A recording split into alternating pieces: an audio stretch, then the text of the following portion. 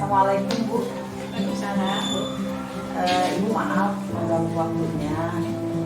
Mungkin pada kesempatan ini saya ingin berbagi pengalaman dengan Ibu.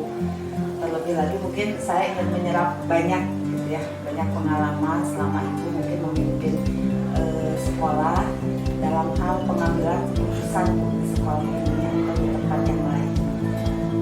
Ini Bu ada beberapa waktu. Insya Allah Mama akan bisa bantu. Mungkin wawancara ini seputar pengambilan keputusan yang selama ini mungkin dilakukan di sekolah ini khususnya.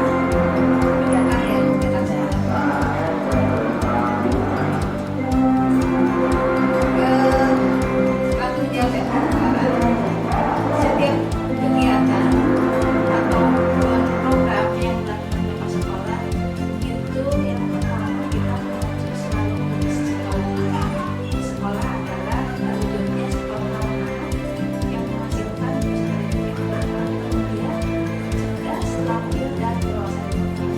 Sehingga keputusan kita tidak boleh atau tidak jauh dari sekolah.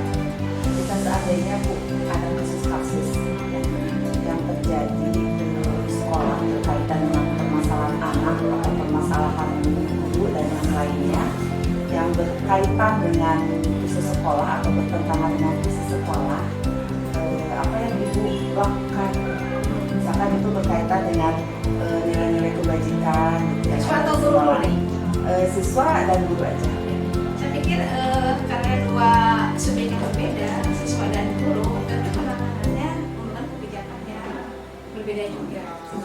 Salah satunya mungkin siswa, jika siswa bermasalah, salah satu yang ibu sampaikan, yang ibu inginkan adalah mengetahui dulu latar belakang sehingga hal itu terjadi. Jadi kita mengidentifikasi masalahnya dulu.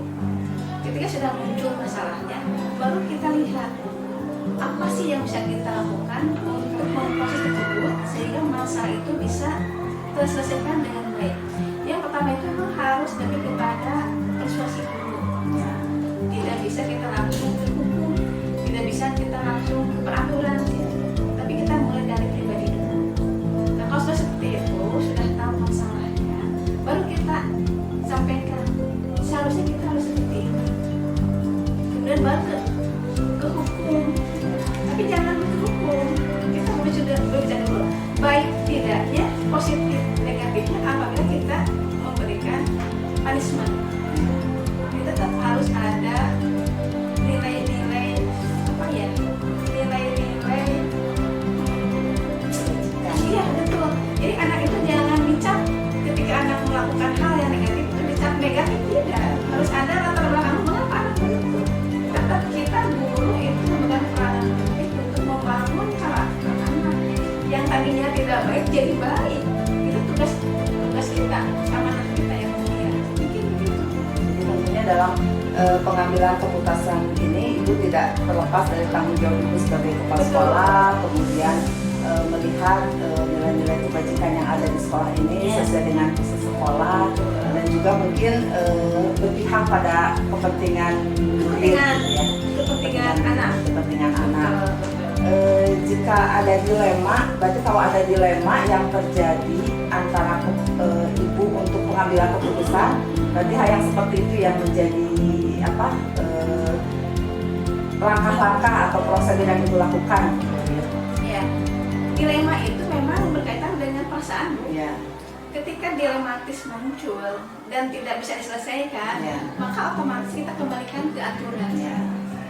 Contohnya ketika anak sudah diberi pengertian, pemahaman, berjalan persuasif, namun tetap misalnya, nah kita gandeng undang-undang dapat ke peraturan.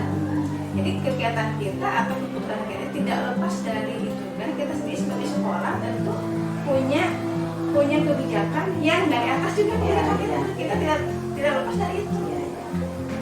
Jadi yang dianggap Ibu efektif dalam pengambilan keputusan jika ada dilema, maka dikembalikan pada aturan sekolah yang ada ya. Jadi sesuai dengan kesepakatan dan peraturan yang berlaku. Kesepakatan yang terjadi antara yang menghasilkan sebuah peraturan sekolah ini ya Bu ya. Kemudian Bu, ada tantangannya nggak Bu ketika menyelesaikan persoalan-persoalan atau kasus-kasus yang bersinggungan dengan dilema etika itu? Saya katakan banyak, karena setiap orang yang bermasalah punya kepentingan pribadi yang merasa itu mereka tidak salah, merasa benar. Akhirnya bagaimana kita menyelesaikan kepentingan yang berbeda itu? Sekali lagi, kepentingan pribadi golongan harus lebih diutamakan dengan kepentingan secara umum. Jadi kita akan mengabaikan kepentingan pribadi, kelompok. Lebih jauh kita harus lebih mengedepankan kepentingan bersama. Seperti itu. Institusi ya, Iya, tentunya ya. Kemudian Bu, dalam penyelesaian kasus yang ada, apakah dalam penyelesaiannya itu Ibu langsung menyelesaikan saat itu juga di tempat ketika terjadi persoalan, atau misalkan Ibu mengagendakan waktu khusus untuk penyelesaiannya? Bergantung. Apabila itu urgensitas harus hari itu, saat itu, kita akan memutuskannya. Tetapi apabila masih bisa lain hari, lain waktu, kita akan lebih semua berkumpul, bermusyawarah bagaimana ini menyelesaikan masalah itu. Tetap musyawarah mufakat diperlukan. Lihat ini dulu, lihat kasusnya dulu. Ya. Biasanya Bu, kalau di dalam penyelesaian gitu ya, dalam penyelesaian persoalan atau dilema etika ini, adakah seseorang atau orang-orang atau faktor-faktor yang bisa mempermudah membantu Ibu dalam penyelesaian persoalan itu? Itu sih ini ya. Ada tim gitu atau seperti apa? Tentu Bu, seorang kepala sekolah dia tidak bisa sendiri. Makanya kenapa harus ada wakil kepala sekolah. Ketika kepala satu, Ibu pikir tidak bisa berkembang, tidak bisa menyelesaikan semua masalah. Tapi beda dengan kepalanya ada dua, ada tiga. Itu kan mereka punya ide sendiri, punya pemikiran sendiri, punya solusi sendiri. Nah itu akan dikembangkan, disatukan sehingga kebutuhan kita itu selalu bersama-sama sesuai dengan yang kita. Jadi memang tim manajemen itu sangat penting Dan mungkin dalam prosedurnya juga bisa bertahap ya Bu ya, misalkan penanganan level kelas, berjenjang misalkan gitu ya Bu ya. Iya, betul Bu. Jadi sampaikan oleh Ibu pada betul, ketika ada masalah kita lihat dulu masalah itu seperti apa. Apakah ringan, sedang, atau berat? Jika ringan, apakah bisa diselesaikan oleh kualitasnya? Kalau sudah, alhamdulillah. Kalau tidak, berarti lanjut ke proses berikut. Betul. Jadi berjenjang sesuai dengan masalah tersebut. Apakah bisa dengan kualitas atau bisa dengan guru juga yang bersangkutan? Jadi memang ada prosedural yang harus dilakukan. Tahapan-tahapan kira itu kita Ya, harus lakukan. supaya apa yang diinginkan gitu ya, yang jadi tujuannya bisa tercapai gitu ya Bu ya. Jadi semua warga sekolah itu mempunyai tanggung jawab yang sama dalam menangani masalah. Kalau sekolah memang bukan hanya sendiri, tetapi di sekelilingnya itu ada kawan-kawan yang bisa menyesuaikan. Terima kasih Ibu atas pemaparannya. Mungkin ada satu lagi nih Bu ya, yang berkaitan dengan pengalaman Ibu selama ini ketika menyelesaikan atau mengambil keputusan dilema etika. Pembelajaran apa yang bisa Ibu dapatkan dari pengalaman tersebut ketika menyelesaikan kasus-kasus di sekolah atau persoalan-persoalan di sekolah yang berkaitan dengan dilema etika? Pembelajaran yang Ibu dapatkan atau yang Ibu yang bisa Ibu ambil ketika Ibu mengambil sebuah keputusan gitu. Iya.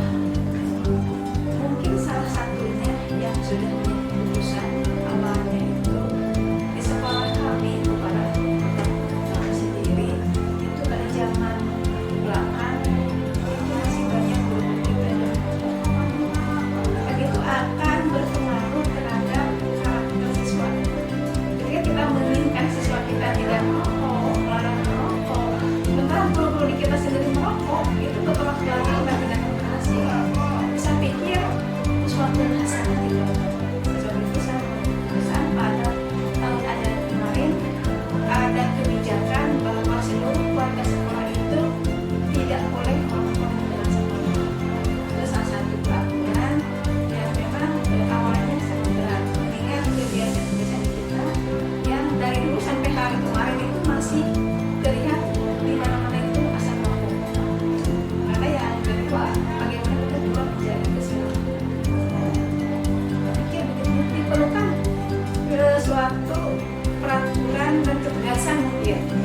tidak bertentangan. Jadi mungkin Bu ya, apapun peraturan yang ada di sekolah ini, apapun keputusan yang diambil oleh sekolah ini dalam rangka kebaikan, tetap guru kemudian stakeholder lainnya sebagai panutan bagi murid, sebagai among bagi murid, sehingga harus memberikan keteladanan contoh yang baik gitu ya. Kuncinya itu. Mungkin Ibu cukup ya. Terima kasih atas kesempatannya. Ya. Insya Allah obrolan kita sangat bermanfaat dan memberikan pengalaman khususnya pada saya. Ya luar biasa Bu Farah, semoga sukses dan diberi kelancaran. Amin. Ya. Terima kasih Bu. Ya, Assalamualaikum warahmatullahi wabarakatuh. Waalaikumsalam warahmatullahi